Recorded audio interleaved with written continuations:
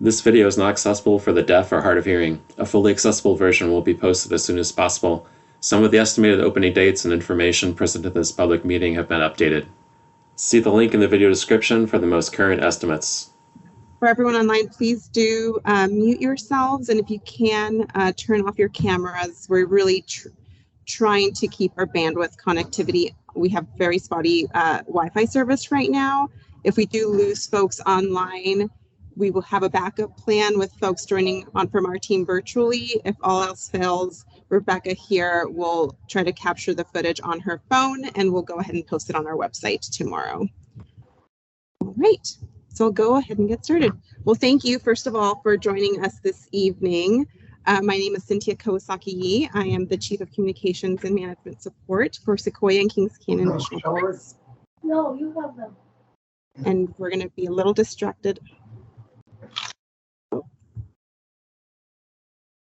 second. Okay, I think we're back. We're going to be talking about the March winter storm damage report, and it's not only us here at Sequoia and Kings Canyon. We're also joined today by folks from CalTrans. We have John Liu, who is the CalTrans Deputy District Director. He's joining us virtually this evening. We have County Supervisor Eddie Valero here with us this evening to represent Tulare County. We also have our Park Superintendent Clay Jordan, and all three will do what they can to really represent the damage and the public access and community impacts that we've been facing. Excuse me. All right, in the room, we also have a few other folks from Sequoia and Kings Canyon National Parks. We have our Chief Ranger and Incident Commander for these storm incidents, Ned Callagher, in the back. We have our Chief of Facilities Maintenance and Construction, Rick Hall. We have our Fire Information Officer, Rebecca Patterson. And did I capture everyone? David Karplus, who's retired but also not retired. He's still working with us still. And we also have Mark Fleming here representing Tulare County Fire. Anyone that I missed? Okay. Thank you everyone for joining us. I'm going to go ahead and hand it over to Eddie Valero to start us off with a Tulare County report. Hello and good evening, everyone. I know we are all tired. We got through the fires a few years ago, then we went through COVID a few years ago, and now we are dealing with floods. But we are mustering through this regardless of our situations. So I am just going to give a brief update on 3 areas, which is roads, bridges as one, property damage report, and then grant opportunities. So the first one that I wanted to report on was our roads and bridges. So our engineering team has solicited consultant services to evaluate the current damage, which is the soil stabilization along Mineral King. Our goal is to temporarily repair the damaged roadway segment within the next month to restore access in the area. This will take a couple of weeks. Then we will go out to bid and then construct it. We are hoping that it is in place before early May. A more permanent full width solution would follow, and with the goal of having it in place by the end of fall or early winter. South Fork Drive is now open to 2 lanes up to milepost 9. And the remaining segment of the road is passable with 1 lane only. Temporary repairs have been made along North Fork Drive up to milepost 6.5. And the goal is to get to the end of the road by the end of the week. And so most of the bridges within the community are now accessible. Unfortunately, however, I will share that Sequoia Oaks Bridge, just above Conley Bridge, is a private residential bridge.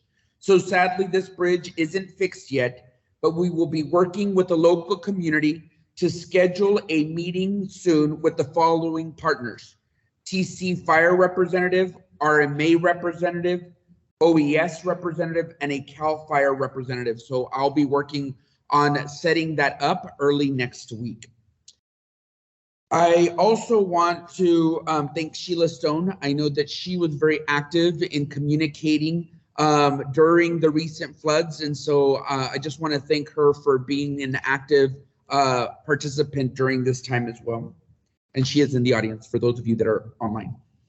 Property damage report. Has your property been damaged by the recent March 2023 storms? And if they have, we do have a form that you can submit online for any damages that have been caused. Report your damage on Tulare County's property damage form, which is available online. And if you can, all you have to do is go to www.tularecounty.ca.gov/emergencies. And so if you haven't gone on there, I would encourage you to do so, because it lists road closures, it lists property damage report, it has just a wealth of information, anything in terms of contributions for local shelters. So all of that information, and I do encourage you all to visit that website. And the property damage form can also, if you need assistance to fill that property damage report form, you can always call the Tulare County Flood Hotline at 559-802-9791. Again, I'll repeat, 559-802-9791 between the hours of 8 a.m. and 8 p.m. Also, Tulare County officials are seeking assistance in documenting damage from the recent severe weather event. This information will be used to assist in collecting consolidated impact information and will be provided to state and federal agencies as they assess damage.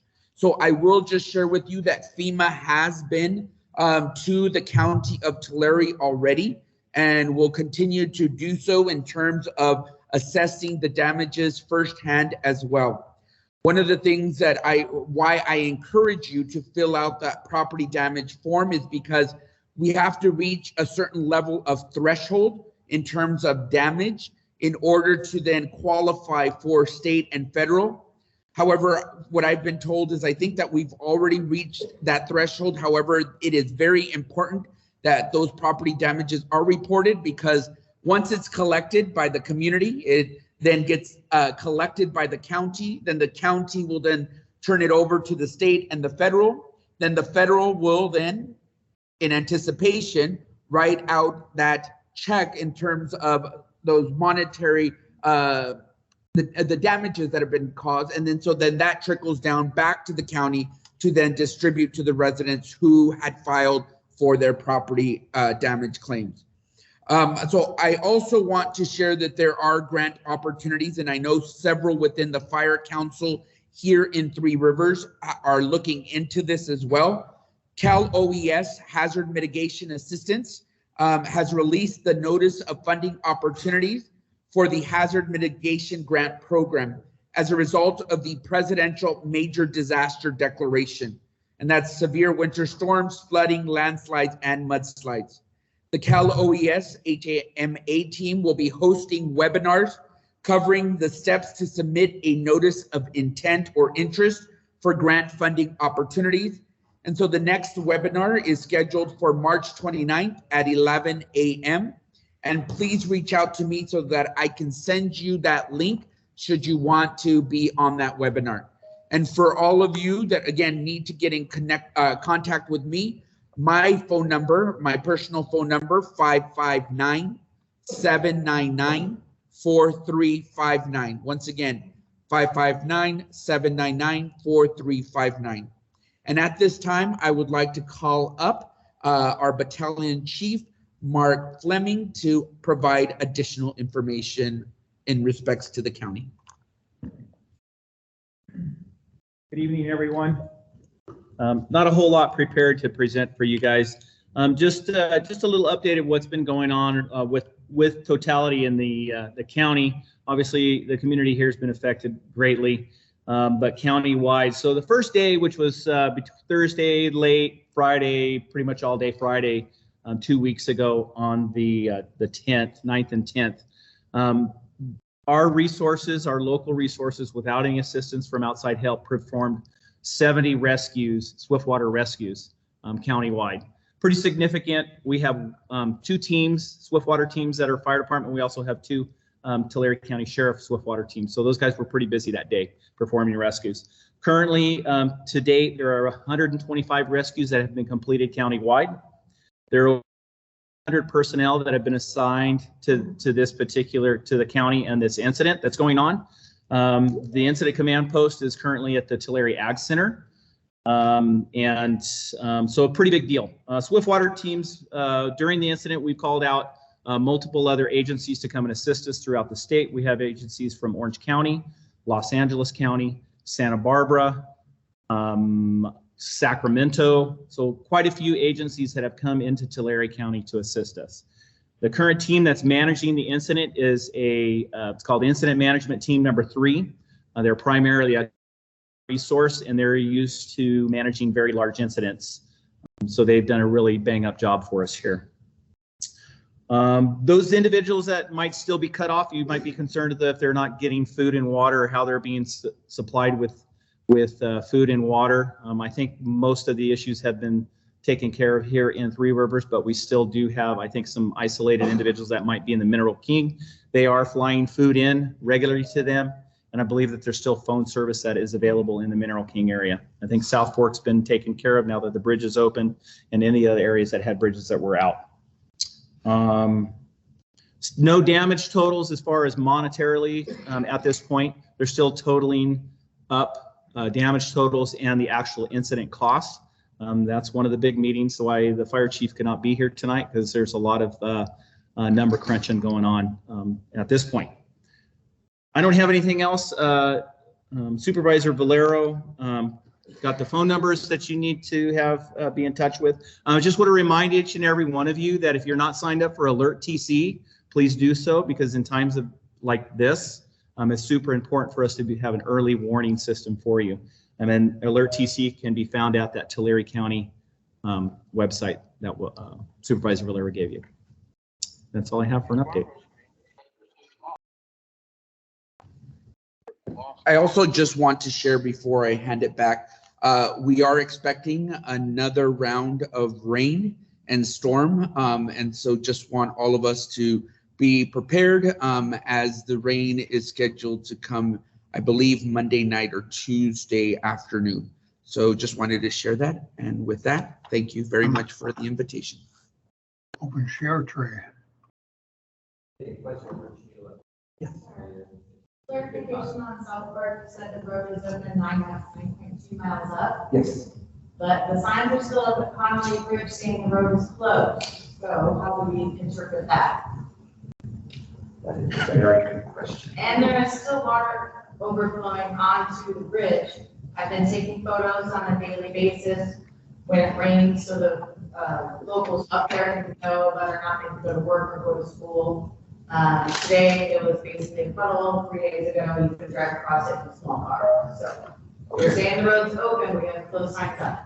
But people are driving across it every day. Do you have the capability to give me a picture of that? Yeah, And I can give it to the assessment team and send someone out to take a look at it. Yes. Make sure that it's so good. Okay. Thank you. Thank you. Thank you. All right. Thank you so much. And we will be doing questions at the end. I want to be mindful of those joining us on virtually so that we can start repeat what we're hearing and give them the answers as well. So 1 second. All right.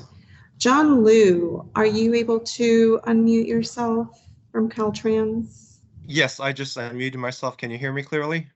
Yes, but now I'm Great. thinking that 1 second, I need to put the mic closer to my computer so that folks in the room can hear you.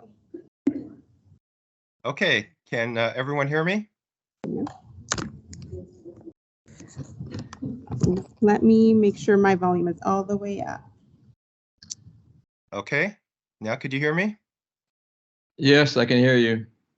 Okay, excellent. So yeah, my name is John Liu. I am the Deputy District Director of the Division of Maintenance Operations in the local CalTrans office, District 6.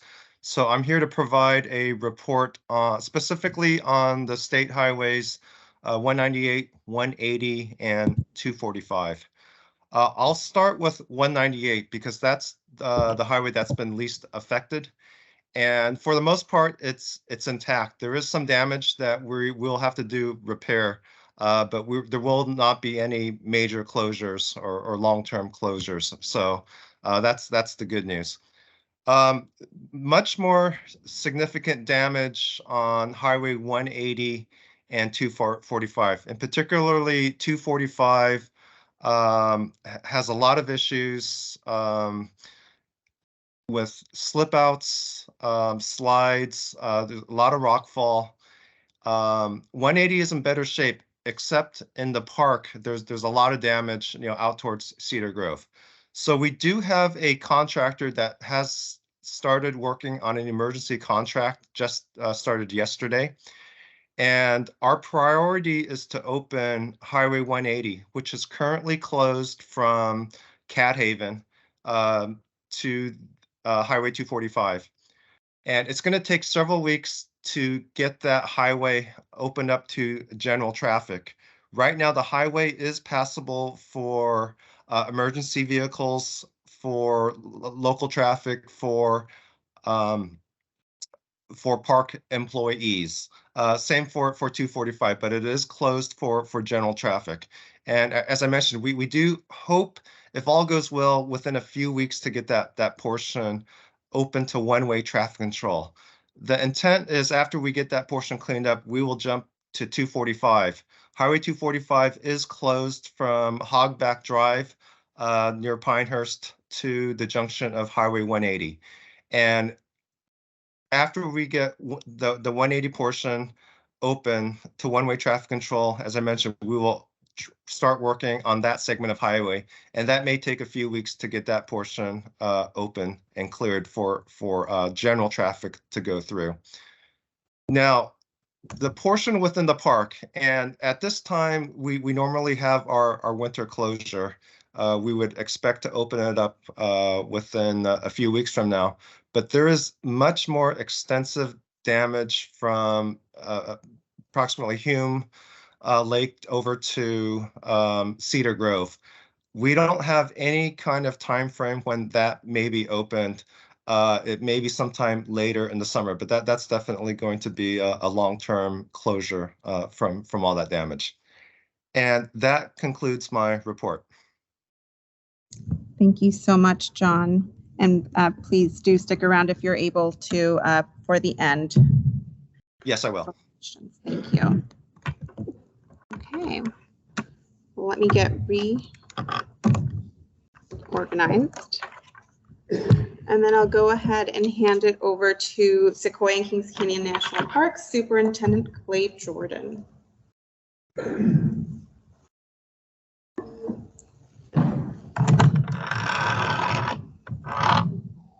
Hey, good evening, everybody. Everybody hear me online okay? We can hear you. Okay, great. Thank you for that. Let me first start off by thanking you for coming out.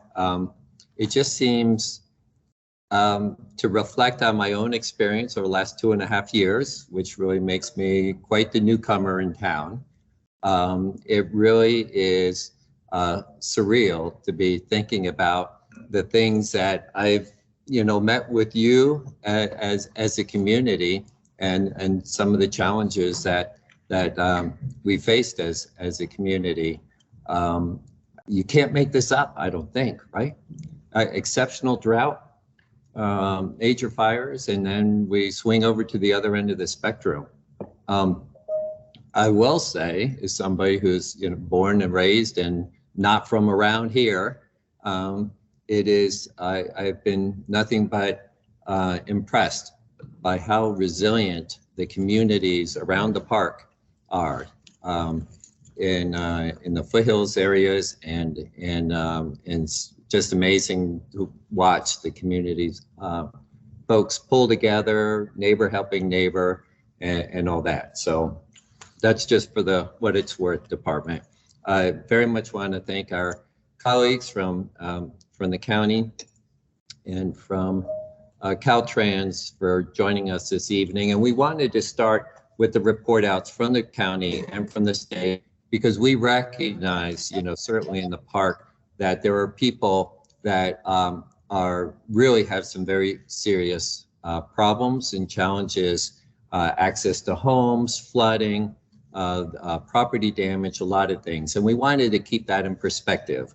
We recognize that recreational access to the park is perhaps lower on the hierarchy than people's in their homes and that sort of thing. And we have park employees that have experienced flooding in the communities and that sort of thing. So we recognize that. We also recognize from a park perspective that connection with the community, from not just how important it is to have that recreational aspect for us as community members, but also for the economic aspects of the people who come here from all around the world in order to experience Sequoia National Park, Kings Canyon National Park. And so that is important, and we understand that. So we wanted to try to provide the best possible information that we could as early as we could.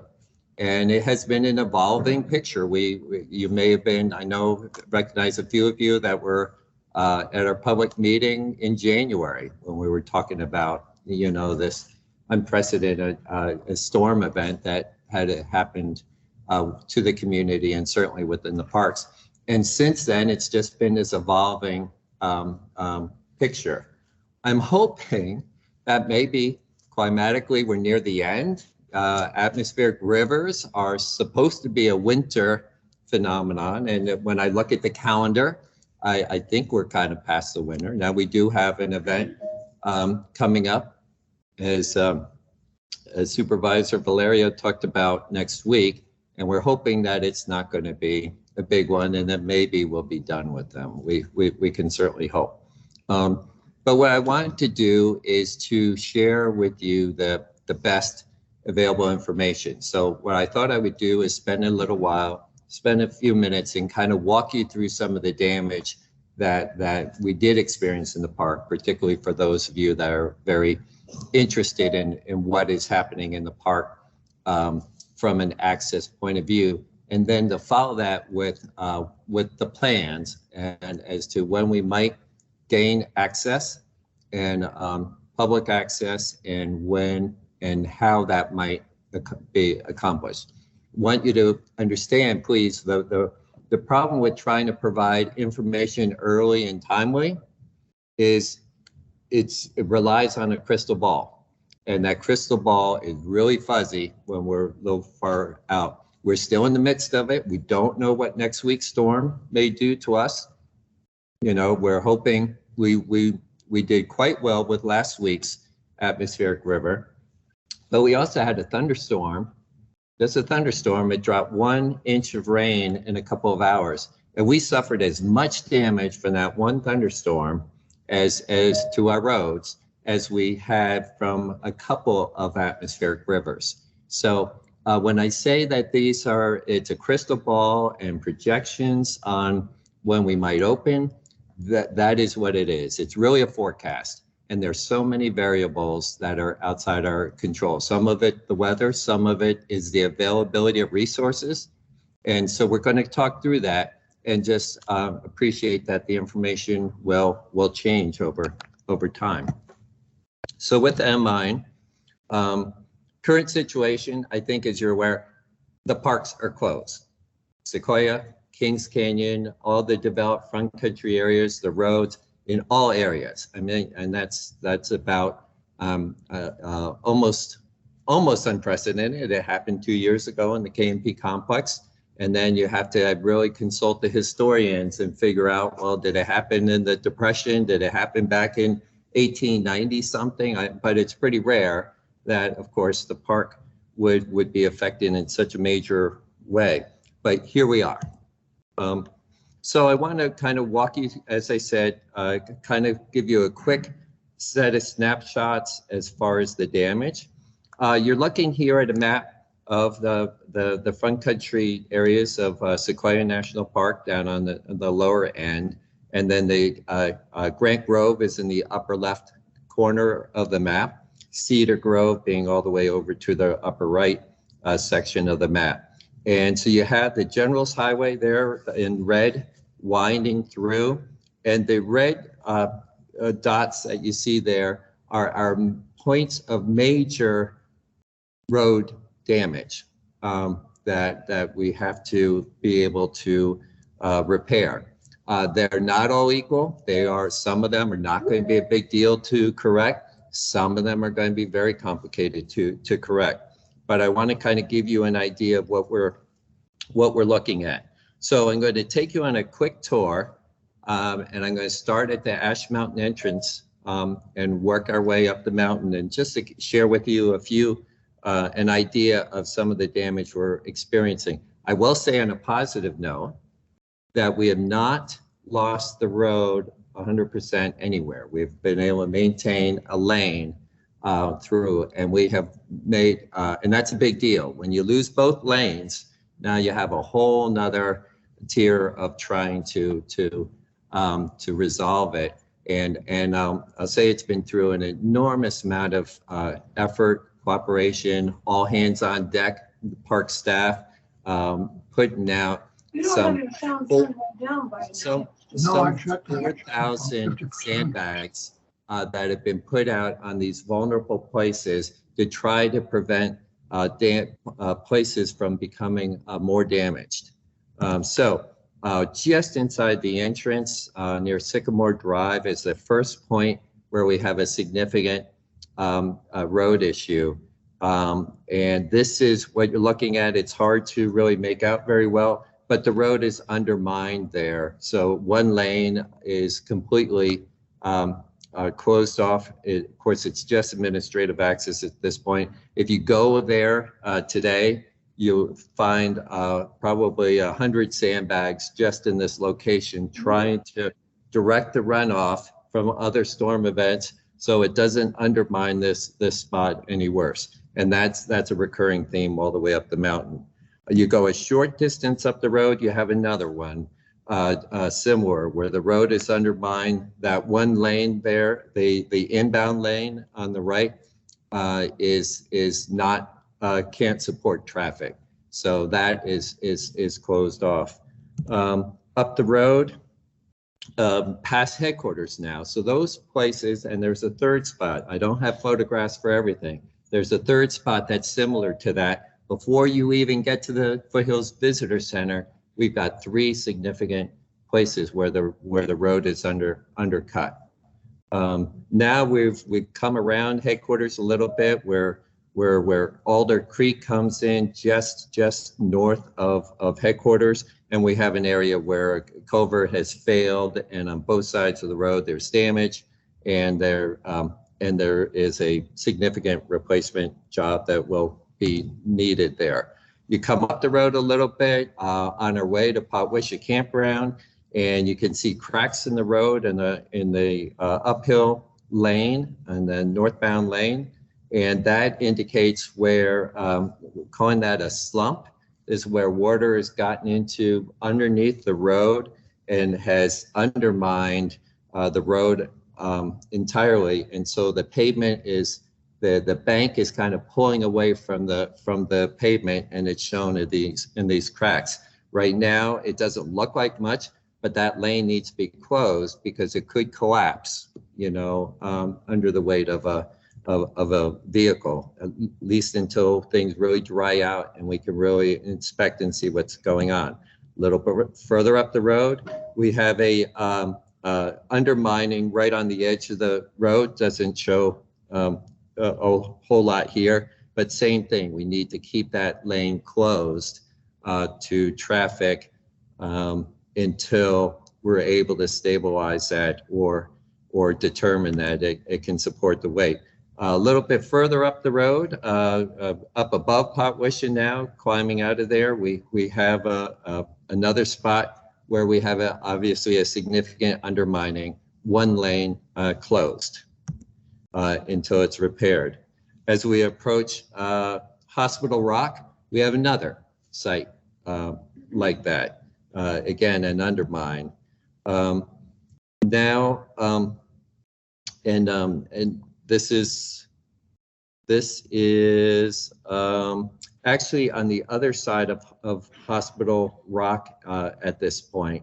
And so you come up from Hospital Rock and start heading up towards Giant Forest, we have another undermined spot. Now, in addition, and I'm going to talk more about those locations, but I'm only highlighting those major incidents that require a lot of repair. We also have dozens of places like this, where we have mudslides, we have rock fall that are in the road. That's really not a big deal. We can handle that. In most cases, that's just a matter of the front end loaders working it. There's a lot of work. It takes a lot of time. You have to make sure the slopes are stable, not wet, but we can deal with that. But that is also what we have as we work our way up the mountain. So now I'm going to take you on that next segment, and I've already given a sneak peek. I have one slide out of sequence, but we have now from Hospital Rock to Giant Forest. So now we're getting into the switchbacks, where historically we might expect, to have some issues, and sure enough we do. Little ways up the road from that last undercut that I showed you, this is a place where we have apparent slump in the road. There's some cracks in the foreground and then some shoulder damage. So we are, this is a place that we have to check out. A very similar situation a little bit further up the road. Again, it's a slump situation where the structural integrity of the road is compromised in the downhill lanes. All the damage I'm going to be showing you now on our way from Hospital Rock to Giant Forest is in the downhill southbound lanes. Come up the road a little higher. This is a place some of you may be familiar with, One Shot Rock, and it doesn't show too well in here. This is a major undermine of that southbound lane that will require construction. Many of these where we see the undermining, it's not just a matter of throwing in some fill, some gravel, and repaving. They require retaining walls to be engineered, constructed, and be put in place. Up the road a little bit further, heading a little bit below Amphitheater Point, is another significant undermine point. Coming up the road, there past Amphitheater Point, up along Deer Ridge, we have another significant place where the road is undermined. Not real visible the nature of that damage, but again, it's a one-lane closure until we're able to repair it. Little bit further up the road, then and there's a couple of other spots that I don't have slides for right now, but might be familiar with 11 range, the big pullout there, and underneath this snow in the photograph is another place where the shoulder is undermined. Come up a little bit further up the road. Most folks are familiar with the iconic Four Guardsmen just as we're entering into the Giant Forest. And we have a location where a culvert failed and water really got in under the road and caused a little issue, as you can see, in this image. This will require both lanes at some point to be closed in order to make this repair. However, in the short term, this is actually one of the less significant problems that we have because Chief Rick Hall's staff already has, through gravel and some fill, stabilized it for us to be able to accommodate two-way traffic. In addition, in this zone, we again have a lot of landslides, rockfall, and we had a pretty significant avalanche zone that has developed and took quite a while to get through, 20 feet high wall of snow by 50 yards. We're now through that, but we have to keep an eye on it because it looks rather unstable in locations. Okay, so that's our tour up. We now gotten to Giant Forest, and we're now moving on our way to 𝙏𝙘𝙬𝙙.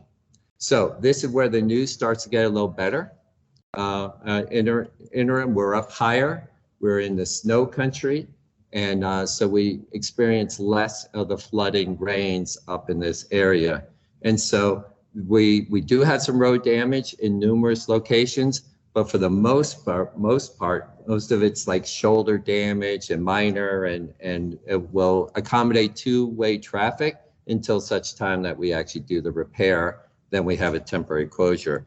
But there is a lot of snow up there, and every time we get a handle on the snow, right, it snows again. And so the snow is incredibly deep up there. That requires, before we can gain access to these other areas and stabilize the road, we're moving snow just to be able to get our equipment through and to establish emergency access for residents and that sort of thing up in the park. Then we have the stretch from 𝙏𝙘𝙬𝙙, the 𝙏𝙘𝙬 Lodge, over to Highway 180 over by Grant Grove.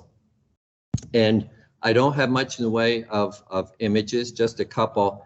But again, this is up higher. Has received a lot of snow. It is normally closed in the wintertime. Normally we have an administrative lane we try to cut open for emergency purposes, and also for shipment of propane fuel and to support those facilities up at Lodgepole and 𝙏𝙘𝙬𝙙. So at this point, if you recall from January, we reported there were 2 locations on this stretch. And that's, as far as we still know, we know of 2 locations. But the nature of both of these locations, because of the failures, and I'll show you one, the one in the lower part of the screen there. So you're looking at the Generals Highway between Sequoia National Park and Kings Canyon National Park through the National Forest lands. So that dot, and the lower dot is at Pythian Camp, which is a little bit north of Stony Creek Resort. And in that location, we have a place where the road has got seriously undermined, a huge cavity under the road, and we had to shut down even emergency access. So we have had no access on either side of this since January. You go up a little further up the road to that upper dot. This is now not far from 180, a place called Quail Flat, you might be familiar with. And by Quail Flat, we have a section of slope that has shown some evidence of slumping. You're looking at a blade, or you're looking at the bucket of a front end loader, and there is a sag in the middle of the road there. And our sharp roads folks said, that is not a good sign and can be a telltale indicator of a road that wants to fail. And you also observe some water in the slope underneath where there shouldn't be water coming out of the slope. So that caused us to close the road at that point. So that's a little bit problematic because that really restricts just about all of our access until we get there. And then again, most of what we're dealing with is a lot of snow. And so this is an image taken from when we were able to do some snow removal before we discovered those 2 hazardous locations. And so there's a lot more snow now than what's shown here. So Mineral King. Mineral King, of course, is another area of concern. The residential for the seasonal cabin community, the resorts at Silver City, a lot of recreational access, of course, campgrounds and all that. So we have not been able, if you recall from our report out in January, we had 3 sites that were in the park section once you got to the park, and they were pretty significant washouts that were preventing us from getting any further up the road from there. Clearly, we still have those, but because of the washout that we have on the county section of the road, which is shown in that red dot in the on the left end of the screen. So we're looking at get you oriented. Mineral King is at the end of the road on the far right. Am I blocking? Oh, I'm sorry. I forgot to advance the slide. All right, we'll get this one of these days. So that washout is on the far left. Before you get to the park boundary is shown in green, and then on the far right end you have the Mineral King itself. Silver City is shown right in the middle of that stretch. So we had 3 back in January.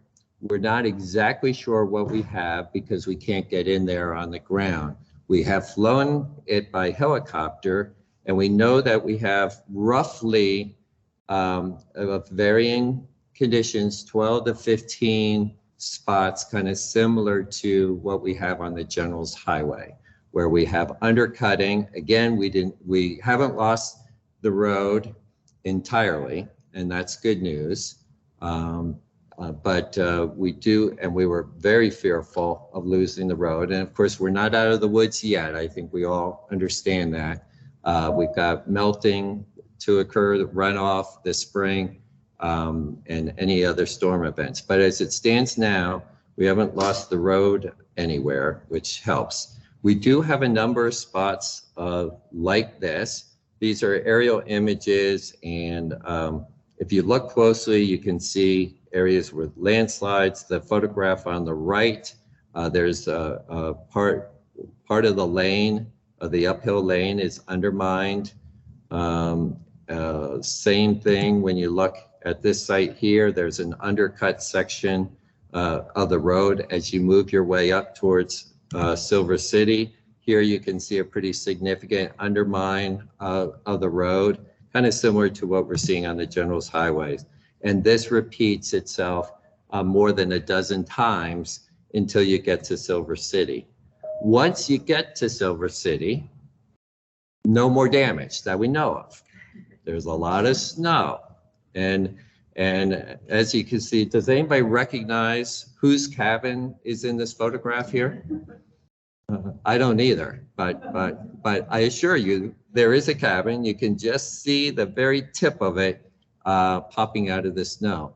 That is repeated from, Silver City on up to Mineral King. So that's good news in that it was above where so much of the flood damage has occurred.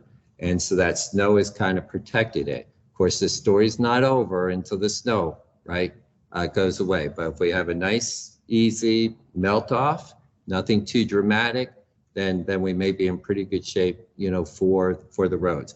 We, as we put out in our message when we flew it, we did not see any obvious structural damage from the air. Of course, as you can see, this cabin is clearly intact, right? So, for reference, that cabin is 43 feet. huh? Just for reference, that cabin is 43 feet. 43 feet tall. Well, so there's a lot that we didn't see, pretty clearly. But we didn't see any evidence of any collapsed roofs. We didn't see any, and this is a fairly extreme example. Not all the cabins are buried like this. Not all your cabins under 43 feet are buried. You just have a lot of local weather patterns happening in there. But we didn't see any obvious signs of structural damage anywhere up there. And then that takes us to Cedar Grove. As John was talking about from CalTrans, we've not been able to get in there on the ground to Cedar Grove. These are the challenges that CalTrans in that section from Grant Grove in the lower left to Cedar Grove on the right side of the screen, going through the National Forest lands. And they have multiple spots that as John walked through, that is a challenge for them. Some of them very similar to what we have on the General's Highway. And so he reported out on that. Okay. So the next thing that I'm going to talk about, and I guess I should probably keep questions to the end because of the microphone. Okay. All right. I need Cynthia to keep me on track here. But the good news, I started to say, for Cedar Grove, the challenges appear to be on the road to Cedar Grove, dropping down into the Kings Canyon. But once you get to Cedar Grove, from the air, again, we haven't been able to get in on the ground, we're not seeing any signs of any real significant damage. So Chief Hall is hopeful to be able to get in there, get the utilities going, and when CalTrans is able to get us access in there, then they will be able to hopefully open Cedar Grove fairly quickly. This is where we really get into the crystal ball, and some of it has more clarity than others. And so I'll kind of walk you through our thinking, our priorities, and some of the unknowns that we have. First of all, starting with Kings Canyon National Park. Grant Grove is usually the low-hanging fruit, and it really still is here too, because 180 is a wonderful road. It is not as challenging as the General's Highway switchbacks, and CalTrans is so aggressive on maintaining that road, opening that road. So when you hear John talk about the delays that they have, that is so unusual, and it gives you a snapshot of just how big the challenges are across the foothills, across the region, and so the status with Grant Grove is when CalTrans is able to restore that public access to Grant Grove, we'll be in a position to be able to open it. And so this is an estimate coming from in consultation with CalTrans that hopefully that will happen in that time frame. But again, CalTrans, just like us, just like the county, they have to prioritize. It is an evolving situation. They may have a weather event next week that causes them to have to reprioritize, and that's the game that we're all in. So I'm not going to be adding to that pressure to CalTrans, but things are looking pretty good that we may have this opening not too far. You heard John talk about Cedar Grove, and we were making a projection that might be based on some, maybe best case scenario.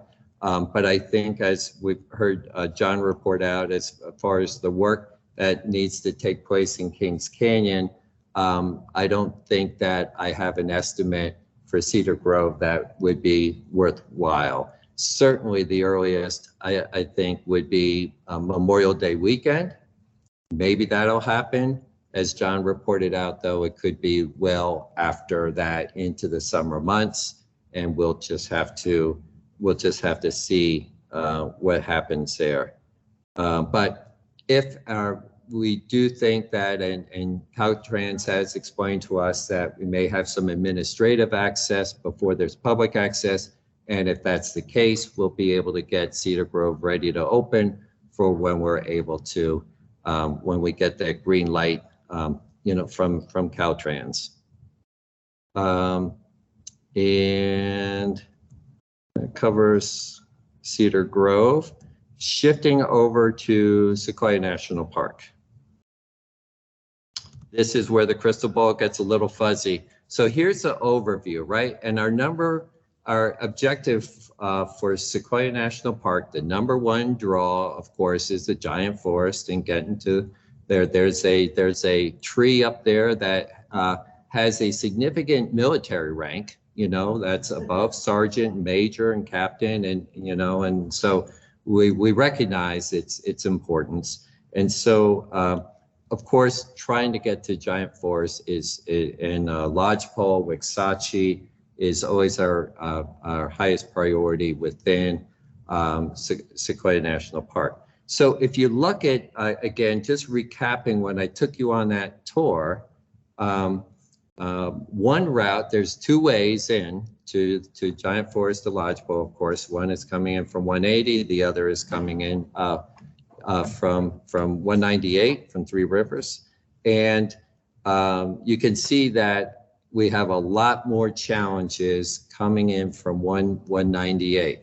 And right now we only know of 2 known spots on 180 to get to that part of the park. So we believe, as it stands now, with the best available information we have, that is our access in first to get to restore public access to lodgepole, to giant forest, and to 𝙏𝙗𝙀 is coming in from 180. Of course, the challenge there is not knowing exactly how bad that location is at Quail Flat. We are hopeful that when we get in there, we're going to find that it's stable enough that the highway engineers will give a green light and that we'll be able to move on. And then we do know with the Pythian campsite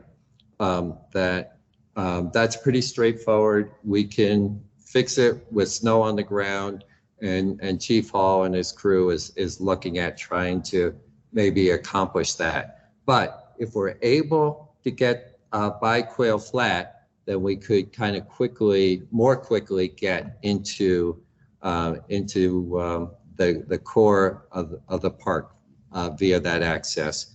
Part of the trouble, though, is if we're not sure when we plow and get down to the pavement there, if the engineers say, we really have to be able to look at that slope, there's too much snow, we're going to have to wait for the snow to melt before we can really size that up, then that's going to be a significant setback for us.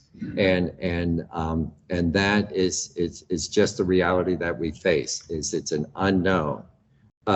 This is our crystal ball.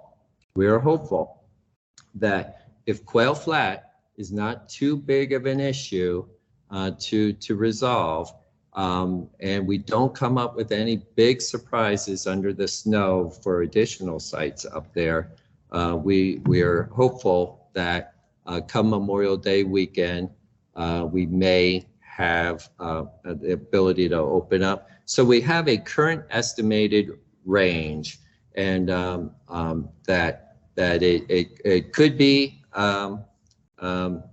Memorial Day weekend, it could be mid-June, and that's probably a fairly reasonable prediction at this point, but it is predicated on the Quail Flat not being too severe a problem. And of course, as I said before, there's other variables that can affect any of these dates. Okay, so the other question is then, what about coming up from Three Rivers? And the truth is, now we're getting so speculative in the crystal ball that I don't know that there's a lot of value for being able to assign a specific date. However, that we believe that we have a plan to be able to wind our way up through the foothills and then have at least one-way traffic flow up the giant forest, maybe within a week or two of having to restore access across from 180. So that is real hopeful, and it's fairly realistic. But so you could take the other date range that I offered and add a couple of weeks, and that might give you an estimate. But it is becoming more speculative, and so I didn't even want to throw that out, because we will have at least some access to giant forest at that point. But that's what we're aiming for, is to try to restore some level of access from Three Rivers up to that core of the park as quickly as we can.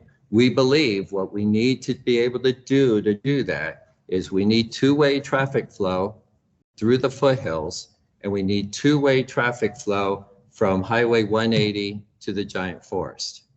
We don't feel we need two-way traffic flow, that we have to wait for two-way traffic flow. And so we will explore options for possibility of one-way traffic flow, so that you can come in from Three Rivers. Once there is access coming in from 180, you can come in from Three Rivers, go out at Grant Grove, and then make your loop back if your destination is a return back to the Three Rivers area, for example. There's even a possibility of doing some shift, a midday shift, where you have all uphill in the first half of the day and downhill in the second. There's a number of different scenarios that we'll look at, but we do. But I'm much more optimistic today than I was even a few days ago, that this may be possible in a reasonable amount of time, that is not like past the 4th of July and deep into the summer. So hopefully that will hold. Then we have the foothills section of the park that is also, of course, currently closed. I want to say that in helping me to kind of figure out some messaging, I've been engaged with some community members from through the Chamber of Commerce and other businesses, and I've really heard some messages and considerations on how we do it. And I know that there is some consternation when we just have the foothills open and don't have access to giant forest from there. That causes some real confusion. There's a lot of people who don't do a lot of research and figure out where are the giant sequoias, where is the General Sherman tree, and all that. And they end up at Hospital Rock, and they see the signs that say road closed at Hospital Rock, but they don't understand that there's not any sequoias before you get to Hospital Rock, and that it causes some anger. And so it caused us to even consider, do you have do you create that confusion, or do you wait until the park is open, the giant forest? And after a lot of consideration and consultations with the staff and my own experience talking to visitors, there is such a contingency of local people, not necessarily just in Three Rivers, but folks coming up from the valley and all that really appreciates the foothills area, especially in the springtime. The wildflowers might be amazing, and the river access, there's a campground and all that. And so I feel responsibility as a steward of public lands to gain maximum access to anything that I can open up, but I do think, and I've heard that message loud and clear, I do think that we can do a lot better job in our messaging and in how we manage expectations and getting that word, so that we have a lot fewer people who are disappointed because they couldn't reach those sequoias. And so I think we can do a better job at educating people. Where are the sequoias? It's not obvious when you look at a map, so we get that. And so we're really committed to trying to do that. But, and this is as of just over the last day or two, where we think we can do enough. All those sites I showed you, from Ash Mountain to Hospital Rock, we know that those sites below headquarters, we're going to need a traffic light or something of that sort. But after that, we think if the traffic volume is not too heavy, we may be able to enable people to kind of swing around these locations, much like you have rural one-lane bridges, right? You approach the bridge, proceed when clear, and you work around. And so based on that, we believe that we'll be able to get the foothills section of the park opened sometime in the next 2 to 3 weeks is what we're looking at for that. Crystal Cave, that is closed, and we don't have an estimated date of opening, but that may follow pretty soon after we have access to the giant forest. There's some other complications. We've flown part of that, but there's a lot we haven't seen. We also know that there's a lot of hazard trees from the fire that we've been planning to clear this spring. So there are other issues with Crystal Cave. Mineral King, oh boy, this is the one that pains me so much. So Mineral King, the part of the situations, we understand the situation. We can't do anything to Mineral King until the county is able to gain that access below the park.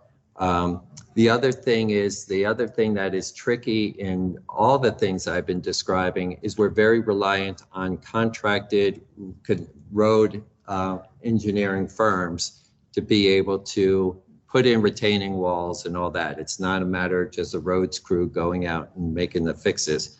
So we have been working closely with the Federal Highway Administration that has a Federal Lands Division. They are our folks who provide that expertise and contract with roads crews. We do have, they have lined up a contractor for us that we believe is going to mobilize in early April. And at that point, they'll be focused on the Sequoia or Kings Canyon access, focused on stabilizing the road so we don't lose the whole road by Ash Mountain, and then focused on the 180 to Lodgepole stretch of the road. We are working with Federal Highways. We did have a mechanism in place to try to cover the sites that were identified in January as part of this mobilization. But because the scale has grown exponentially in the number of sites that require contracted work, we're exploring with them whether there might be a mechanism. What is the fastest way to get Mineral King access restored? And so it's going to take a while though, because of the number of spots and all that. There may be residential access for cabin owners and whatnot before there's public access. That there's a good chance that will happen at some point, but it is really speculative right now. There's just so many variables on Mineral King, so I don't think it's not going to be for a while. That I think is very sure, and we're going to do everything we can to try to line up as many contract crews. Part of it is there's a lot of competition for highway crews and equipment and materials and all that. And so we're trying to work through those challenges. And South Fork, no change since January. Everything, the campground's closed, and the road was torn up there, and that's pretty low priority, and that is closed indefinitely. So that is my report. You've been very patient as I've kind of tried to walk through a complicated picture. But with this, I'm going to turn it over to Cynthia, and with Rebecca's help, we're going to try to field some questions both from in the room and online. And I guess we can travel with the microphone, can't we? Yes, but If we have good we have a different plan. We're going to experiment because that goes so well when we try that. So we are actually going to start with questions. I think we'll break it up, questions maybe for the county first, then CalTrans, and then the parks, if we go in that order, since that's the order we presented in, if that's okay. Okay. And then for those in the room with us, Rebecca's going to try to go to you with her phone so that the folks online she's logged in on her phone, so that she can capture that audio for folks online joining us. And we're going to try to see if that works. And we're going to figure out if the feedback is going to be an issue. I can try one from the chat right now. Okay. So Eddie, do you want to come up and see what questions we have? So this is an experiment, folks. This is a question that came in the chat about the southern portion of Sequoia National Forest. The town of Johnsondale off Mountain Road 99 has a sheriff blockage due to half the road being damaged by the Kern River. No public traffic allowed. When will this road be prepared? Do you know anything about that, Eddie? That I do not know, but I do know that we are taking notes, and so we will provide that information. Sorry. Johnsondale off Mountain Road 99, 26 miles north of Kernville. So Ginger Nelson, they're taking notes and they're gonna get that information.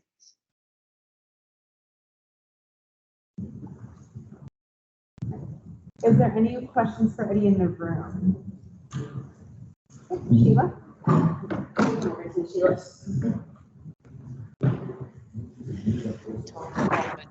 Okay, so for the damage form that we want people to fill out.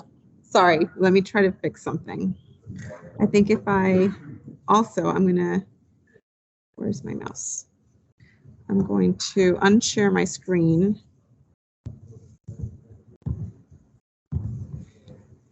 So that you can see Eddie. Okay. And I'm going to then mute us. Should I try now?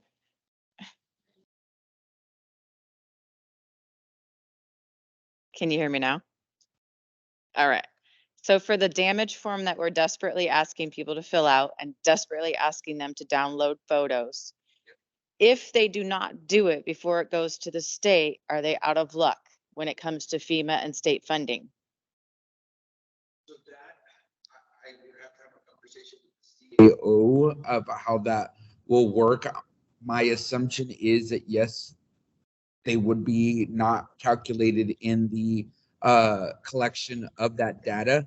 One thing that I am noticing when we did the property report damage event out in Orosi is that a lot of people do not have photos.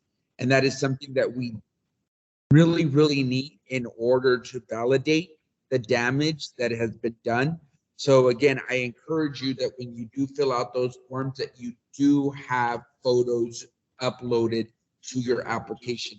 I don't even think that it will accept the submit if you don't have photos in the application itself. But again, we strongly encourage you to do that because that is the assessment and the amount of funds that we will potentially receive from the state and federal based on whatever has been submitted. Okay, and then to clarify for people who need to fill out this form, if you don't fill it out, you might not get funding if we actually get the funding. They can upload photos. I was told 20 photos, so up to 20 photos. So we want them desperately to do that for us to help us out? Are we officially disaster area for Tulare County yet? So like I said, FEMA has been here already documenting and doing their assessments themselves. So more on the green light will be coming shortly. Okay. And then final part on that. So for example, Sequoia Oaks has a bridge that's owned by what, 15 homes? Am I doing that right? Sure. Can they all fill out 15 applications and say that, you know, whatever percent, because what a lot of people don't know is you don't have to put in the amount of money it's costing you to repair this stuff. You're giving a percentage of damage that was done to your property. So can those 15 homeowners go in and say that they have 10% stake in the bridge, which is going to cost a lot of money to repair? Would that count? Does that I think work? any and every information that you can upload, document through the property damage form would be extremely helpful for that assessment in the future. So if all 15 of you guys that are listening right now, please go on and fill out the form and use the bridge as your disaster. It is greatly appreciated. Yes. I also want to share, because I know that insurance has been a major concern for several. When I talked to Congressman Jim Costa, who represents not this area per se, but out in the 𝙬𝙤𝙤𝙤 as well as Woodlake area, those areas that have also been impacted and affected. I know that some I don't know. Hello? Okay. Oh, now it's on. Okay. Please let us know if you have been terminated from your insurance, because we are taking note of that, and that will be shared with our congressman, who will be looking into any of that. Should, again, if you have been dropped from your property insurance. Okay. And then you had a question. Yeah, well, I guess follow up to what you just said. Who should we notify? Because I think pretty much all of us have gotten dropped at some point in the last 2 years. Yeah. Should we just reach out to you, or reach out to me, and then I will share that information with Jim Costa, the congressman. Right. And then my other question was just a quick, any understanding for Dry Creek Road? You know, as a business owner here in Three Rivers, I'm starting to understand that our only lifeline is going to be Grant Grove going into the summer for the tourism business. And, you know, Dry Creek, 245 to 180. So my questions will be to all three, basically. Any information, I guess, anybody about Dry Creek access all the way to 245, if that's open?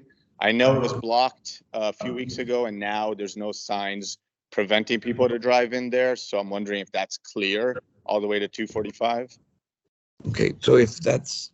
So Dry Creek currently still has some issues. And that's how our folks have been their bike service. Some areas where it's always a one lane might be 3/4 of the lane now. Yeah. So the question was Dry Creek access to Highway 245, right? Yeah. So currently Dry Creek is partially open for traffic. Our employees who work in the Badger area are using that access point to get to and from the Badger location. But as CalTrans stated earlier, from Badger to Pinehurst, from Hogback all the way into Pinehurst, that section of the road is currently closed. Dry Creek does have some areas that are normally one lane. You can still fit a car through there, but there have been some significant rock slides that have been partially pushed out of the way and cleared enough to make that up the road. And I'm sure by the time summer comes rolling around, those roads will be cleared to what their normal access routes are. So, but there is access from the valley floor to the Badger area currently. All right, and then so that last piece is, I don't know what road is that 245 already that you're saying is closed from Badger? Yeah, so Dry Creek goes up, and you guys know where the Mountain House is? Yeah. At the top? Yep. that's where 245 ties in. Gotcha. All right, perfect. Right Yeah. there, right there where the big U-turn is. That's Dry Creek runs right into. So that's Mountain. currently accessible, partially accessible. Yeah, but you know, if you're trying to go to 180 or Yeah. Kings Canyon right now, We'll stop you there. can't do it because the Pinehurst site from I think was the mention was I think it was Hogback. You said from Hogback into Pinehurst to 180 is closed. Gotcha. Due to the same reasons that Yeah. you know, rock slides, mud slides, road instability, all the things that we've been talking about here. And we'll ask them, I guess, the same question Okay. for that section. Hopefully that's helpful, but Yeah. it's not really helpful. No, that's all I wanted. Thank you. I'm going to just go back to the chat for a second because there's another question about the form for Eddie. Is there a way to confirm that the county has received the form? I have not received any confirmation my form was received. Is there a way to check? So from what I know now, no. However, I will go back and talk to the respective individuals who are monitoring and taking in those forms and then see if there's a way that we can put something in place that would allow for confirmation. Great, thank you, Eddie. And one more for you. When will the county begin working on the 4.5 mile marker washout road on Mineral King? Is there a plan for repairs? Has a contractor been hired? Is there a timeline for access? There are other washouts between the 4.5 mile washout and the Oak Grove Bridge. So I will share, and I think I had already shared it initially at the beginning, but so again, the damaged roadway segment within, so we're looking into assessing that damage, but from what I shared earlier, so we are hoping it is in place before early May, which is a temporary construction. And then our goal is having it in place by the end of fall or early winter. But I don't know, am I speaking to the right bridge or the right section? Can you repeat the section?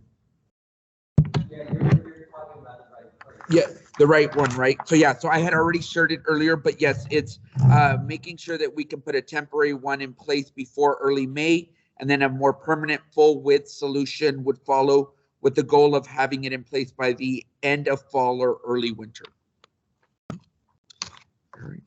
I also just want to give also another shout out to two other individuals that I was communicating with over the course of these floods. Laylee, who is here as well, I was in contact with, and also Elizabeth. Lamar also was another individual that I was in constant communication with for the community of Three Rivers. So just wanted to share that as well. And Eddie, if there's places where people can access forms or like websites or something, maybe we could put them in the chat just at some point during the Q&A. Yes, one of the things I strongly encourage all of you to do is go to tularecounty.ca.gov/emergencies. And so that is very important because it lists everything that you need to know about the current emergency situation as it pertains to the flood. Road closures, the property damage form, donations to our shelters. Right now we have 3 shelters, one in Exeter, one in Tulare Fairgrounds, and then the other one is Tipton Temporary Evacuation Point. So those, we have seen a high number of people go into these shelters and also are in need of donations to these respective locations as well. tularecounty.ca.gov/emergencies. Thank you. Now we're going to move over to questions for CalTrans. FEMA, okay. And after this one, we're going to head over to CalTrans so we can get to some questions as well. As far as reporting damage, if you have a damage that didn't cause structural damage, for example, a major tree that went down but didn't cause structural damage but requires removal, is that something that should be reported? Yes, and that should be reported if you let me know, so you can connect with me and then I can send that over to RMA, and we will work with the proper agencies, or if it's within the county, we can work on that, or if it's Fish and Game and others, depending on location. But yeah, do share that information with me, and then I will get people on that as well. Well, thank you. Okay. Before you go, if I can make one last question here. A lot of our properties are on the river. And also, if we have damage, flood damage or anything like that, that falls within the scope of Fish and Game. And I noticed that Fish and Game has never been to any of the meetings here. But in order for us to do any repairs, we have to basically go to their site or, try to get a hold of them. And the Fish and Game office in Fresno is closed. Everything has to be done through email. And to do the, I think it's stream alteration and all that stuff. And I have not been able to get a hold of them since the January flood that we have. I was just wondering, as a supervisor, can you reach out to Fish and Game and have them have a deputy here, or have someone here that can give us a little bit of guidance as far as how to go back? And it's my understanding almost everybody that's on the river, they get their water from the river, and a lot of people have lost their river wells. So if this could be put somewhere on your list, I really would appreciate it. Definitely. So absolutely, I will work with to establish a representative with the Fish and Game so that we can have a separate standalone meeting for any residents and individuals here in Three Rivers that would like to have that conversation directly with someone from Fish and Game. So we'll make that happen. Okay, phone number again, 559-799-4359. And then email, should I, Valero, so E for my first name, Valero, last name, VALERO, at tularecounty.ca.gov. All right. All right, do we have any questions for John Liu from CalTrans? It's a CalTrans thing. But I have a question if there's been any discussion in the parks about rerouting the buses for spring and summer visitors, that they would have pickup places, and instead of, going up and through to the giant forest, they would go around, and we could have additional buses possibly, just to help out with the town's income, with guests who come, expectations, and being able to see the giant forests. I think that's City of Visalia and the park. Yeah. Through City of Visalia. That we have. Oh, is the camera actually working? Oh, yeah. Fantastic. That's a really good question. And so we have a team of folks from the park that we have tasked them to really look for those kind of creative ideas to be able to get folks up there through other means. I don't know how viable that will be, the cost, the amount of time to even set it up, and agreements, and there are all kinds of those sort of obstacles, but we are looking at it. And I don't know if Chief Kelleher, from your meeting, do you have anything more on that? So we're looking. Yeah, come on up. This is Chief Ranger Nate Kelleher. We're looking at a variety of solutions for transit and transportation around the park, and the concept of using the shuttle system in a different format is one of the things we're talking about. We don't have anything specific to point to just yet in regards to successes or problems with that, but that is definitely something we've been looking at, and it's been talked about quite a bit. Any questions in the chat for CalTrans? No? In the room? Okay. So just to follow up on my previous question with the county, timelines for 180, I know that's a priority, was about a few weeks. Is that, are we talking like 2 weeks or a few weeks, meaning more than that? And after 180, what's the timeline for repairs on 245? Once again, looking at access from Three Rivers all the way up to Grant Grove. Thank you. Okay, yeah, this is John Liu. The slide that The the response parks. is coming. 1 second. My audio is on. John, are you there? Yes, I'm here. Okay, so the slide that the Park Service showed as far as the opening of 180, I believe it showed April 7th to 14th. And I would say that if everything lined up, that's the best case scenario. We don't like to overpromise. There's still a lot of unknowns with the storm that's coming, and the contractor's out there, and there may be some unexpected things that the contractor may. John, I'm sorry. This is Rebecca. I'm going to interrupt you for a second. Could you back up? We missed the beginning of what you said. Sure. I'll go ahead and start from the beginning. So the question was regarding the opening of 180, which I take it as the portion from Cat Haven over to Highway 245.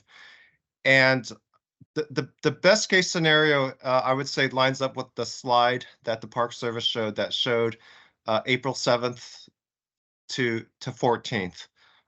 We don't like to overpromise and this is if nothing unexpected happens, if the storm next week doesn't cause any additional damage, if the contractor out there does not find anything unexpected. So that would be the best case scenario.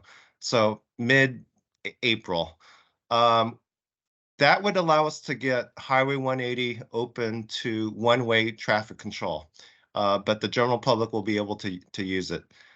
Immediately after we open up that portion of 180, we'll start working on 245. And there is more extensive damage on 245. So we would hope that, within a matter of weeks, we could get that open, but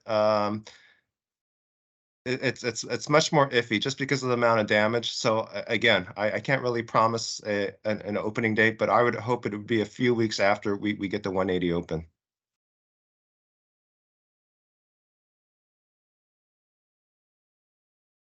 And was there an additional question on another portion of 180, or was there anything else that I missed?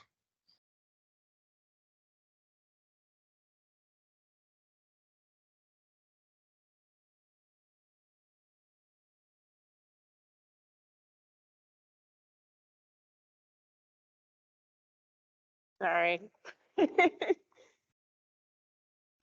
Hi, John. And then are you going to be concurrently working on the road down to Cedar Grove, or is that going to wait until after you're done on 245? That would probably happen afterwards. And our crews really haven't been able to get there to do a full inspection of the actual damage Doing great here. that is out there. Can you And get there's in still there, Cynthia, and let them know what's going on? okay.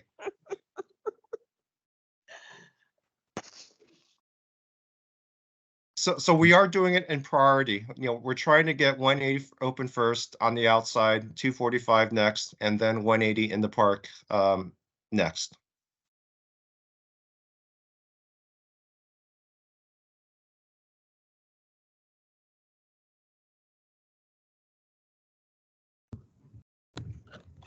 All right. Thank you, John. Okay. All right. All right. I think we can open it up for questions to the parks now, and we'll start, I think, here in the room. And then Rebecca can start monitoring. I will monitor questions because she has a laptop. This really dovetails on several questions about access for guests. I mean, I'm in the lodging business here in Three Rivers, but guests who are coming, perhaps, from the other side of the ocean to see those giant trees. So either we have to tell them, forget it, or there's a credible path from Three Rivers to the giant tree. So to this gentleman's question about 245, I mean, we don't have a credible path to the trees unless 245 connects to Dry Creek connects to 180 down to the trees. So that really does seem to be a priority. My question to the superintendent is, would you all perhaps consider a map once you devise your, creative ways of transporting people, but a map with the Park Service name imprimatur on it and a simple map? I mean, I remember after the fires, I tried to drive to Grant Grove via Dry Creek 245. I mean, it was amazing. There were huge boulders hanging over the car. It was an adventure. And coming back, I thought, well, let me try to, put all of this together for a guest. And it was very complicated. So to your point about messaging, sir, it really, the messaging for how do we get there in like a simple, drawing with the national park's name on it, I think would be a real help to people. I think we can definitely work on that. And I will say, Dry Creek Road and 245 isn't the only way. The alternative, as I understand it, is about maybe 15 minutes longer. It's a little longer drive, but it's also an easier drive.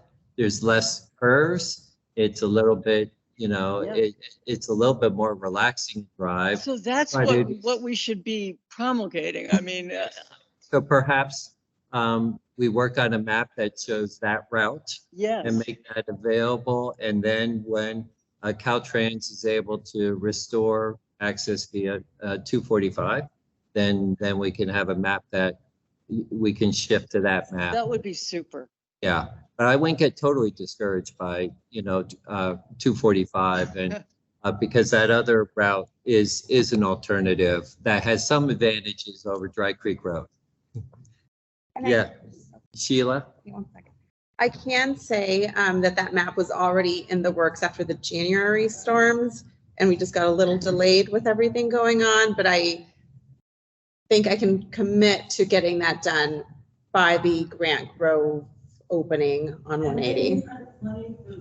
Yes. Yeah, we'll post them at the bulletin at the market. We'll do our best to get those out into the community and make those a key part of our web messaging, and anywhere people go for trip planning, we'll get those out to you all. All right. And I'm going to make a request online to my colleague, Brittany.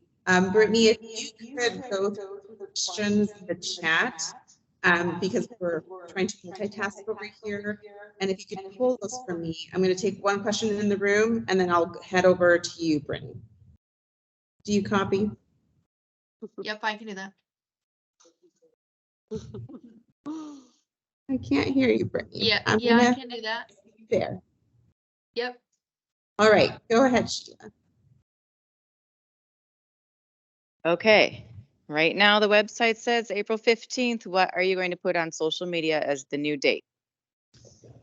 Yeah, so I think what we're going to do is to go with the date range concept. That is not, which is the best case scenario is actually. We don't care about that. What's going to be the very first date that you think you might be open? We understand that the crystal ball might explode because it's not going to happen. We might understand that we all might be throwing a party because it happens earlier. What is your date that you are going to say the earliest Sequoia National Park will be open? Well, first of all, we're not, the message is always nuanced. We don't say Sequoia National Park is ever open or closed, unless the entire park is Okay. closed. So it's going to be nuanced, and we're going to break it down just like the slides were. And so there'll be the foothills section, there will be the giant forest, except we're going to add some language in there when we say foothills. Right there, it will say what it provides access to and what it doesn't provide access to. So what's the date for Giant Forest that we're putting on the website and social media? Because while we've been sitting here right now, because the date says April 15th, I just got 2 more cancellations. So what is going to be the new date It will be for the Giant Forest? estimated date range that I had on the slide, which May 26th, June 14th. That was for, no, Giant Forest said not determined. No, that's Giant Forest from Three Rivers. There were dates. Right. Giant The Giant Forest access will be via 180. No, I'm talking 198. Yes, and we're not going to put a specific date. You're not going to do June 15th, so all these people with all these reservations can know what's going It on. will say it will open after access for 180, some point after access for 180. Yeah, 1 to 2 weeks after it, then 180. So if basically in a nutshell, Grant Grove doesn't open until June 16th, we're looking at 2 more weeks for Giant Forest. 1 to 2 weeks in a conservative, yeah, yep. And so we could exceed that, but that is what we'd be aiming. So definitely in a nutshell, Giant Forest from the 198 side will not open before May 26th, correct? Yes. Thank you. That's what we need it to say for people. It's too convoluted. I look at that coming in, and I've already got 15 cancellations. Because of the announcement said in 15. Yeah. Yeah, it needs to say, yeah, because shift that, and tomorrow that will go out. We wanted to kind of advance it with you tonight as kind of a last ground truth, and then we're putting that information out, posting that tomorrow.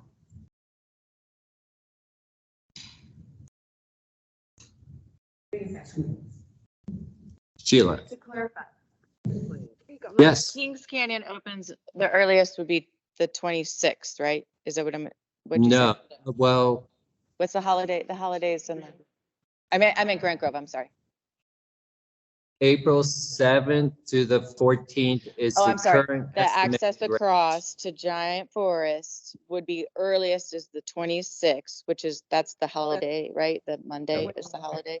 Okay. Which means you cannot get to Giant Forest for Memorial Day holiday weekend from 198. This That's what I'm public meeting clarifying. was our first announcing of any of these dates to you all locally and virtually. All of the messaging with all of this information goes out tomorrow.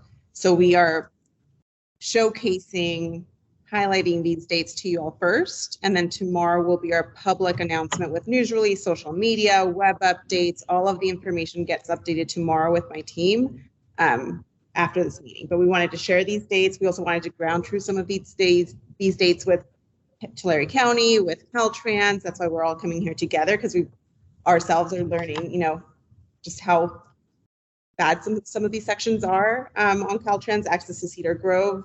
So we wanted, thank you, Clay. We wanted to just come together and share this information with each other and you guys, and make sure we have the most current information and the most correct information to share publicly, widely tomorrow. So, yeah. Yeah, we have a whole package of information coming tomorrow.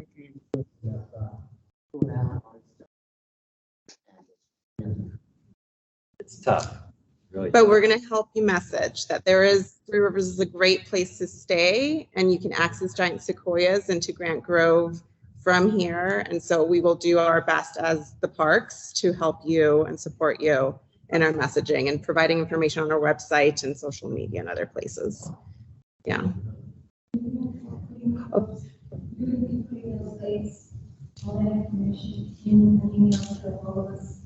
You all will be receiving the news release that I send out tomorrow. Yeah, and that'll have a link to our website where that will also be posted. Yeah. Another question? No.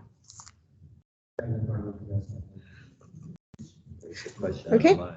Oh, 1 second. Let me see. We have a hand up by Eric Thack. Eric, go ahead. 1 second. Let me unmute my computer. Okay, you can go ahead, Eric. Yeah, I just wanted to ask when 𝙏𝙝𝙘𝙚𝙙 Lodge might be available and open for public. Thank you.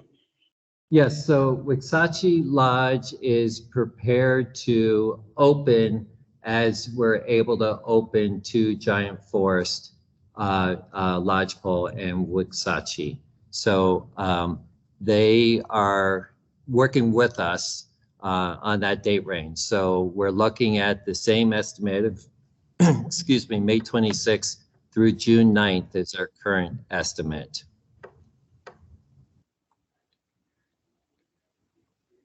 Thank you. You're very welcome. We have one more question online. Jim, go ahead.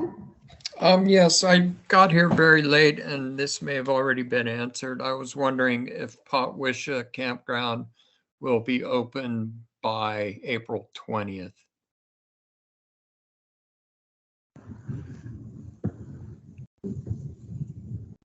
With the proposed opening. Like, maybe, probably, right? 𝙏𝙗𝙀 open April 20th. Our other estimate is April 7th to the 14th. Yes, we believe that 𝙏𝙗𝙀 Campground will open sometime between April 7th and 14th. Okay, thank you. Was there damage sustained to the campground from the Marble Fork, or is it okay? I think it was very minor, wasn't it, Rick? Yes, very minor. There was substantial damage to the Marble Fork, the Marble Falls Trail back in January. Our trail crew did some terrific work on that, and so that's looking better. But the campground has come through real well. Okay, is Marble Falls Trail going to be open? Yes, assuming that there's not any new damage that we exactly. have. Thank you for your help. Thank you. We have another person with their hand up, but there's no name, just Gus, so you can go ahead. Hello, I have a wedding permit and I was wondering if there will be access to Wolverton Long Meadow by April 14th. No, because that is in the Giant Forest area, and so that would not be until that Memorial Day into June time estimate. Okay, thank you. And if you have access to the chat, and our wedding permit specialist should be in touch shortly with you. Okay. Any other questions online? Yeah, there is one from Kylie Sullivan. Will the Mineral King temporary fix be only for residents on Mineral King Road? Will the Mineral King temporary fix only apply to residents, not public? Will the temporary fix on Mineral King Road be only for resident access?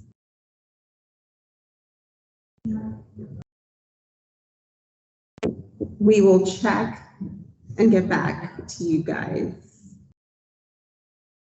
Eddie, and clarification, where I think we can provide information on our website, you know, when we're saying we'll check and get back to folks, but we won't have access to folks online.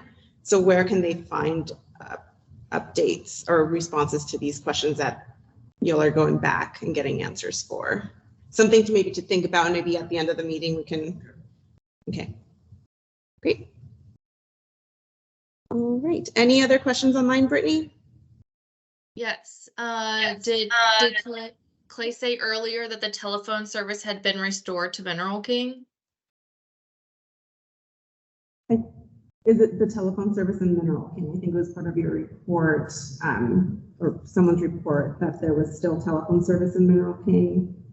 Supplies are being flown in, but phone service is still working. My understanding, that's how they're communicating with any individuals that might still be there. I think everyone that's done it, maybe one, Sorry. Okay, so last week, there was a flight, a helicopter mission that went in there and evacuated any residents that were still in the Mineral King area due to the road access problem, both getting in and out.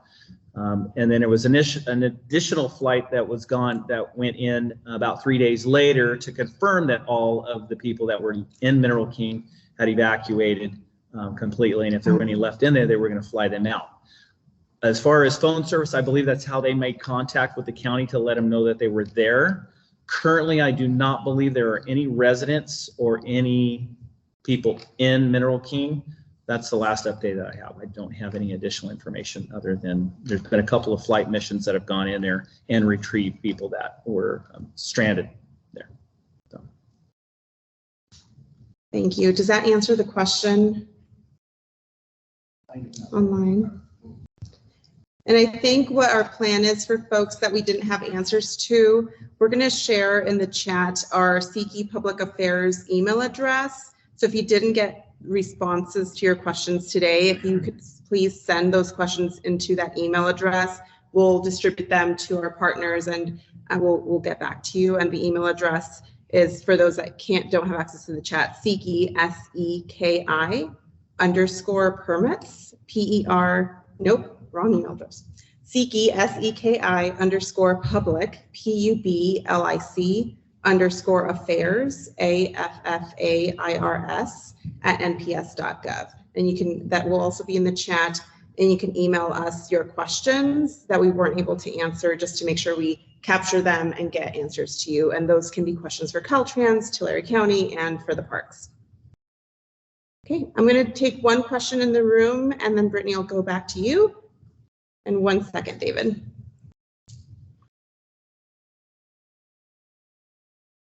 Okay.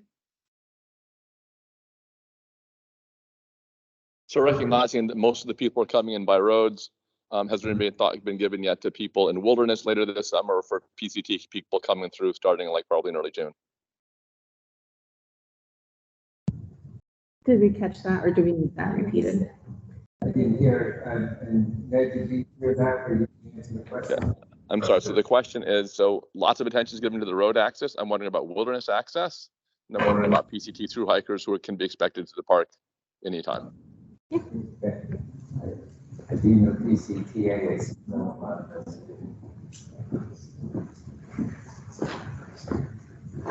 So to be frank, we haven't given a lot of consideration to wilderness conditions right now. We know there's a ton of snow. There's a phenomenal and shocking amount of snow, even at the elevations at Lodgepole, never mind the 10 to 12,000 foot areas on the PCT. It's going to be a very, very late season. People who are traveling in the wilderness are going to have to be well prepared for over snow travel. And then the rivers are going to be really high for a really long time. So it's going to be a very different year for the wilderness. We haven't gotten to the point where we're messaging it. At this point, we don't understand what it's going to look like. And we've kind of got our hands full as it is. So it'll be a while before we fully understand it, but you're right. We need to message out to the PCTers and the other thing that we need to look at is trailhead access. If we aren't able to get trailhead access in our normal places, are there other places we can modify to get to for trailhead access? So there's a lot to be determined in regards to wilderness use this year. Yeah, and I can piggyback onto that, David. I do know that the Pacific Crest Trail Association is very heavy in their messaging.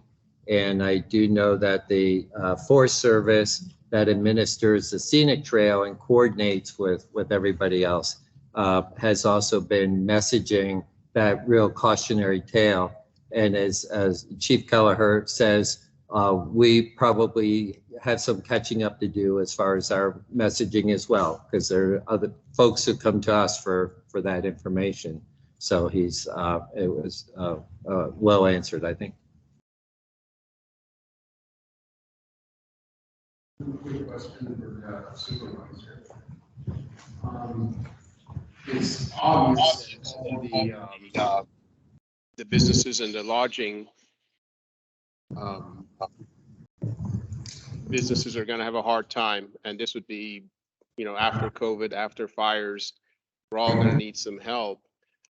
Is there going to be anything available from the county as far as helping us? I mean, you know, our mortgages still have to be paid, the lights still have to be on, and we're coming off of 3 really bad years. I mean, we were really hit hard during the COVID, during the fires and all that. I was just wondering if there's anything that the county can do for us. So that is a good question. That hasn't been a conversation that I've had yet with the CAO, but that is something that I will take back with me and have those conversations. I also do want to share that I do plan to be up here and promote, like on social media, try to get some type of messaging out, especially on any platforms that I have to the public, just so that people, especially in the Valley floor, are aware that, hey, if you want to take a stroll up to Three Rivers, that you have the opportunity to do so. So not only looking at those that are outside of our county family, but those within. And so I will also be making that concerted effort to really encourage people from the Valley floor to come up to Three Rivers and to partake in all of the goodness that we do have up here. But yes, I will have a conversation with the CAO to see if we can implement some type of assistance for the businesses here in the community, and more on that to come. Most of our guests are not local. They're all, I mean, we get them from overseas, South America, Europe, and everyone that drives up, they drive back down. You know, that's local. And I can't speak for everybody else, but we are doing just single-digit percentage of what we were doing last year. And like I said, our mortgages still have to be paid. The electric bill still has to be paid, and it's tough. I mean, 1 or 2 years we can take it, but we're going on 3 and 4. So whatever help you can give us, it would be appreciated. Yeah, and I will just share, as some of you already know, that I have pushed for more awareness of the TOT, given the fact that a majority of the TOT comes from Three Rivers than any other location in the county.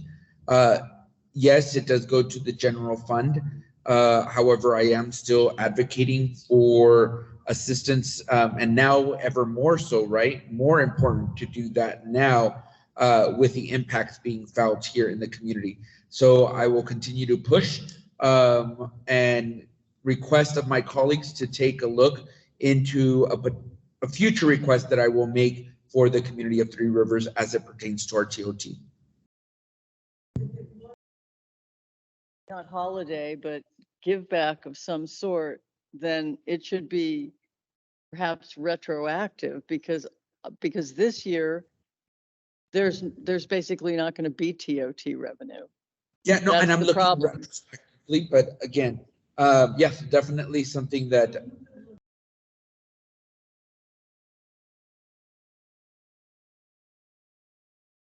ask for a give back. Yep. And that is something that I can have a conversation with Tara Freitas, as well as others in the various department, and then get back to you on more information as I talk to those officials in those respective departments. I'm going to make a plug for Sequoia Tourism Council. It's a collaboration of all the chambers for Tulare County, and I really encourage Three Rivers to participate in that effort. They work really closely with Visit California, and they do a lot of collaborations for marketing efforts to bring tourists into the county. And you know, we do a lot of radio segments every month. We do a lot of marketing through that group. And, you know, you have Exeter, you have Tulare, and they, when they participate in these collaborations, they're able to then sell their town, their, you know, the chamber that they are representing. And so I think having Three Rivers be more involved and more active in that group could really support and help you all in the community. So just really encouraging you to participate. I know I've mentioned it in the past, but I think it would help, because I think there's others who are also going to be hurting down the hill from us based on Sequoia's closure, or Sequoia and Kings Canyon's closure. Brittany, do we have any other questions online? Yes, There's a couple. Will there be an additional updates on estimating opening as spring goes on? Okay. Go ahead, Brittany. Okay. Will there be additional updates on estimation dates for opening as spring goes on? They have a trip planned. Will there be an update specifically before April 19th for them to make an informed decision on if they should continue to visit or not? That is a great point, and we actually had that discussion earlier. I don't know if we committed to a time frame. Did we commit to the 1 week? We're discussing on how frequently we are providing updates to these dates so that you all know when to check our website and when to check social media for more solidified estimated dates. So yes, that is part of our conversation. I'm hoping every Thursday. So I think we can go ahead, and every Thursday you can count on our website information being updated with, and those dates might be shifting as the weeks and months go by into spring and summer. So we will be continuously discussing whether the dates that we provided you today and tomorrow, whether those will need to change as time goes on, whether that's sooner or later. But yes, we commit to every Thursday providing updates on those dates. So on those updates, as we go further, sorry. Good. On those updates, as we go further into the summer, for those of us who actually have permits to go into the wilderness, can you add the reports of what some of those trails are looking like the High Sierra Trail, the Ray Lakes Loop, access on Bubs, on and on? Can that also be a part of the updates that go on there? Not just going to the wilderness office cards and alerts, but an actual, this is what we're finding. Yeah. And do you mean, so we can make those updates on the wilderness pages on our website? Are you saying also pulling them out into the current conditions? Yeah. On more areas on our website? Yeah, as you start going out there and trail crews like David, I'd call Dick and say, hey, how's this trail? Without harassing the wilderness office, as you find status that can be recorded in history, and a trail crew person can just say, hey, this is what we found, this is what we're going to have to do, we're estimating this trail will be open after Labor Day, and then we can actually find that and just look for a specific trail possibly. I know that's a lot of work, but as you find your inventory, trail inventory, if that can just go on to that update, because we make plans based on can we get there or not, and So it's something CJ and I can discuss. Yeah, because this. Okay. Yes, we can discuss. So are the updates that I'm thinking are specifically on the current conditions page on our website. There's also a wilderness page on our website for more information. And so I think it's just a matter of, do we mention that there's updates being made on the wilderness page from our current conditions page, or do we also copy that information over to both pages? We will, yes. Effort, but if you just link to it, look at it, and say we have a status report for this, series of trails, and not Yeah, that makes a lot of sense, and we can probably include that link into the updates. I do want to say that I wouldn't anticipate trails being closed. Trails are not something we like to close, and for wilderness travel, for some sense, you're on your own for figuring out how to get across, a slide or something like that. I would not anticipate us having any proactive closures on trails, and it's just a matter of high water and tons of snow.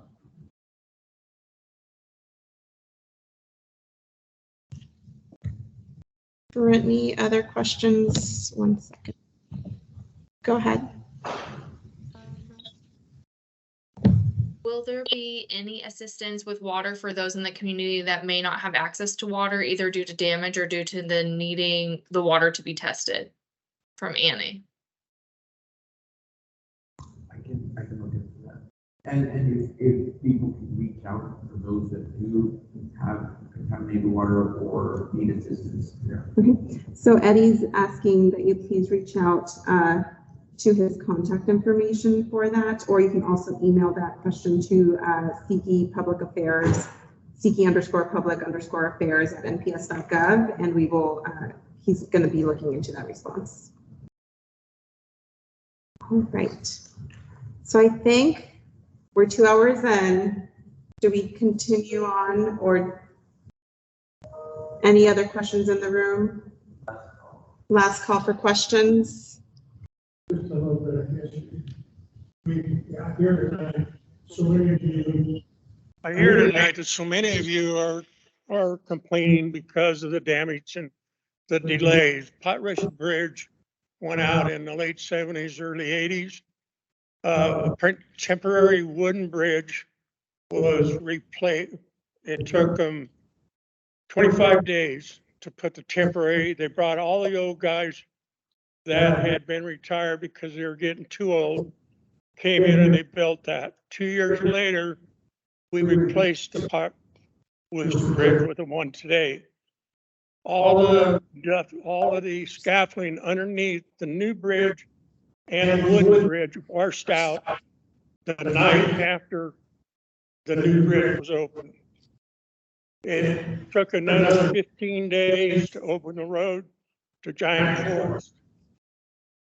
The geology of Sequoia Park road system, it was built by contractors and CCs during that period of time. And unfortunately, the road is on granite and limestone, but predominantly schist. And it's an uplift schist. So the whole space underneath the roads is on an angle. It's not flat. It was brought in by steam shovels and mules and scrapers. It was not compacted all the way down to that schist that we have today. So you have to have a lot of patience. There's a whole lot of history in Sequoia here. I worked on 6 different projects of replacing the roads up to 60 feet deep at Lookout Point. So just be patient. That's all I can ask you.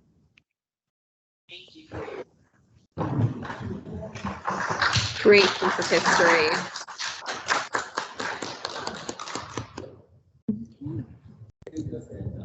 I think that's a good note to end on tonight.